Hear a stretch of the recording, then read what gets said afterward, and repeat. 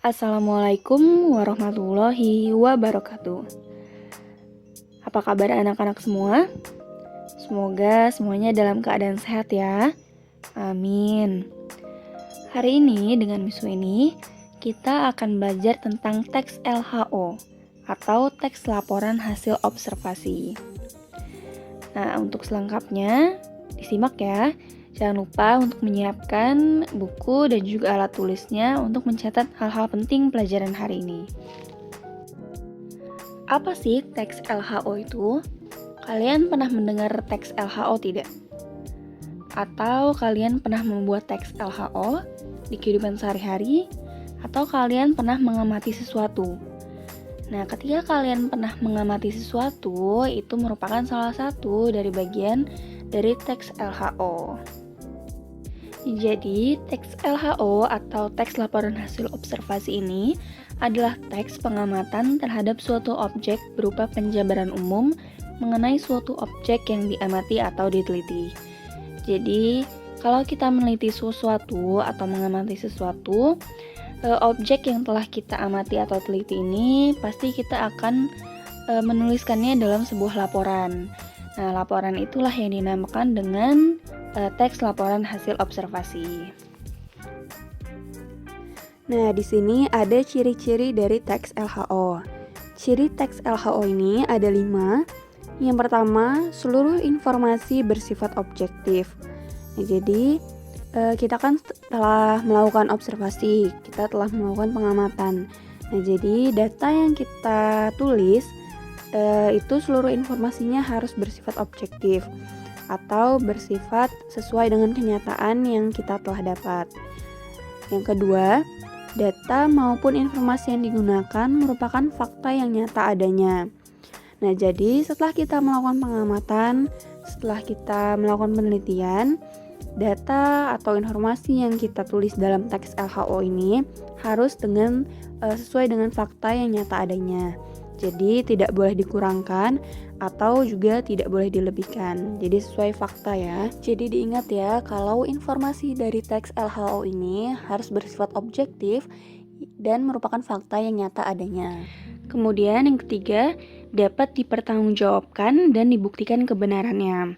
Jadi, karena kita telah meneliti sesuatu, karena kita telah mengamati suatu objek, dan data yang kita tulis itu harus bersifat apa adanya, nyata adanya, dan juga bersifat sesuai dengan kenyataan, maka data yang kita telah tulis itu dapat dipertanggungjawabkan dan dibuktikan kebenarannya. Jadi data tersebut harus valid. Maka ketika ada orang yang bertanya apakah data ini valid atau tidak, kita dapat membuktikannya sesuai dengan data-data yang telah kita ambil. Kemudian yang keempat, pengamatan dan juga hasil pengamatan disusun secara sistematis. Jadi, hasil observasi ini yang kita tulis harus disusun secara sistem ya. Jadi diatur dengan cara sebaik mungkin. Maka ketika ada orang-orang yang membaca laporan hasil observasi ini, mereka memahami apa yang ditulis dari teks LHO ini. Mereka paham apa yang telah kita amati, apa yang telah kita teliti dari data-data yang telah dijabarkan di teks LHO. Kemudian, yang kelima, ada peninjauan dilakukan secara cermat dan juga teliti. Jadi, apa yang kita temukan, apa yang telah kita teliti, itu harus dilakukan secara cermat dan teliti.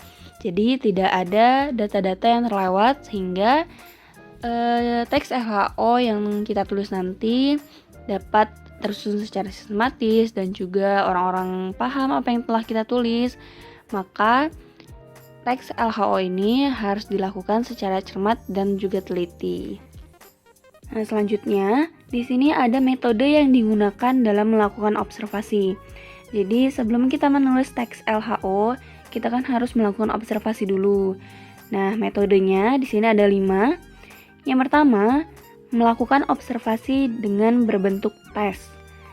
Nah, jadi kita bisa melakukan bentuk tes dalam melakukan observasi kepada objek yang mau kita teliti. Kemudian yang kedua, melakukan observasi dengan menyebarkan kuesioner. Jadi, kita bisa menanyakan ke beberapa narasumber, ke beberapa orang-orang tentang data-data yang mau kita teliti. Kuesioner ini biasanya bisa digunakan dengan Google Form atau dengan lembar observasi yang ditujukan langsung kepada orang-orang yang mau kita tanyakan. Kemudian, yang ketiga, melakukan observasi dengan wawancara langsung. Jadi, selain kita melakukan sebuah tes atau melakukan penyebaran kuesioner, kita juga bisa bertanya langsung kepada narasumber-narasumber yang kita percaya atau narasumber yang memiliki data-data yang kita perlukan dalam melakukan sebuah pengamatan. Kemudian yang keempat, melakukan observasi dengan mengambil atau merekam kondisi atau fenomena yang ada yang berkaitan dengan topik yang diteliti. Jadi, selain kita meneliti tentang objek yang kita amati, kita juga mengaitkannya dengan fenomena atau hal-hal yang berkaitan dengan topik yang kita teliti.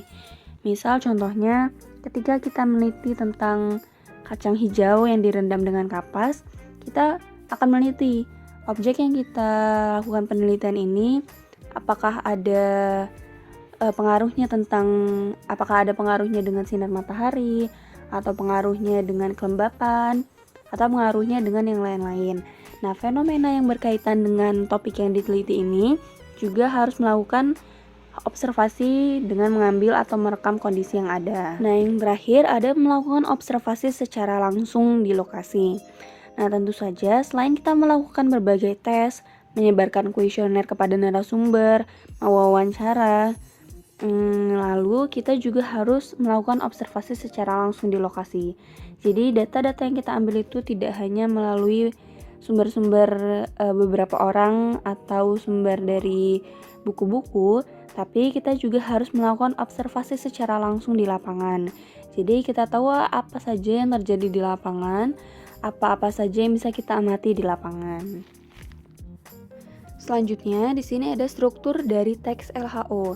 Jadi setiap teks itu pasti memiliki struktur yang berbeda-beda. Nah, di teks LHO ini memiliki 3 struktur.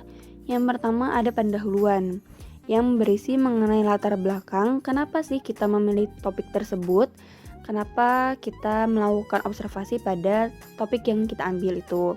Kemudian apa tujuannya kita melakukan observasi, lalu langkah-langkah apa yang dilakukan ketika kita melakukan observasi tersebut. Yang kedua ada isi atau pembahasan. Nah, ini merupakan bagian yang berisi pokok pembahasan dari observasi yang dilakukan.